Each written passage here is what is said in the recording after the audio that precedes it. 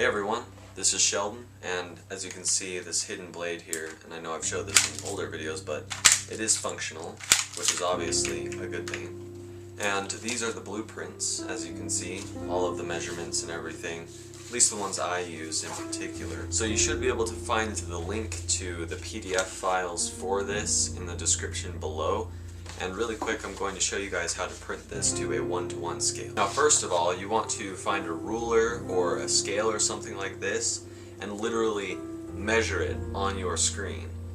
Now since the hidden blade base itself is 7.875 inches long, in other words 7 7/8, that means everything will be proportional from that dimension. So you want to change the percentage on the screen in the PDF file to match your 7 7/8 on the ruler, or 7.875, to the 7 7/8 on the screen. And when those two match up, you will know it's a perfect 1:1 ratio. Now in my case, for the main hidden blade base, the percentage that makes everything a perfect 1:1 scale is 141%. Now that's only for this PDF file picture. The other ones will be slightly different. Now that percentage might be a little bit different for you, depending on your screen and your resolution and all that stuff. But basically, once you find it out, just write down the percentage somewhere so you'll remember it, and that way every time you pull it up, you can readjust it. So once you're sure everything matches up and you have the right percentage to print it out to a 1:1 scale, then you can go to the print option, and it usually brings up a menu. In that menu there should be a button that says more options. If you click on that, it will bring down a drop down menu. After the drop down menu drops down, there should be an option that says current view.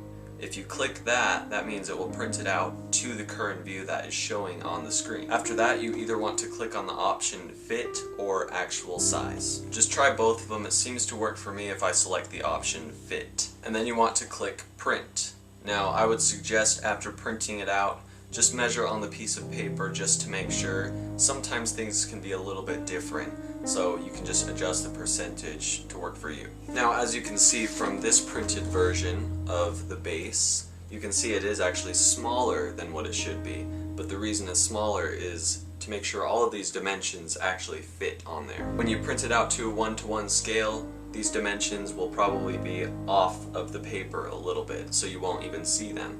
So probably print off a version like this and then a 1:1 scale version. So like I said before, some of these will be different percentages on the screen depending on the size of the part that you're actually trying to print out. So smaller parts, like the locks, it's probably going to need a smaller percentage. If you've been watching my videos for the past couple of months or so, you probably know I've been building my hidden blade out of paper. And that's usually what I build things out of. So paper has certain characteristics that I am pretty familiar with. So I know that these blueprints work for paper. So you should be able to build this hidden blade out of any material. It should work. I don't know the characteristics of the material that you are going to be using. Usually when I see other hidden blades out there, I see, balsa wood or some thin plywood or something like that, maybe PVC or something. I like to use paper for most of my builds because it's very forgiving. If you need to take 3/1000 of an inch off, all you have to do is peel one layer off.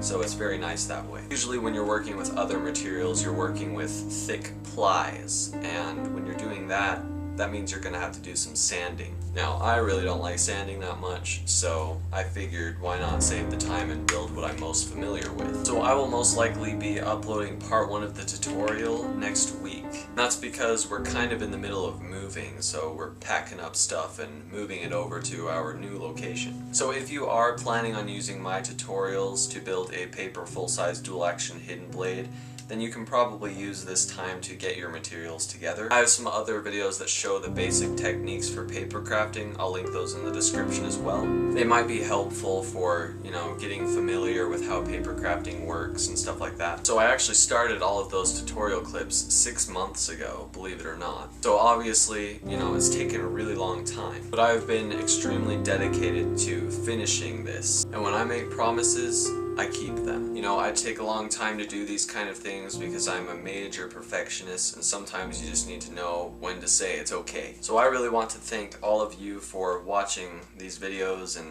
subscribing and liking them. It really means a lot to me. So I really like this community thing that we're forming here. I think it's really cool to be able to talk to all of you individually, you know, through comments and stuff like that. I really do appreciate all of the suggestions and the questions and stuff like that. I just think it's really great.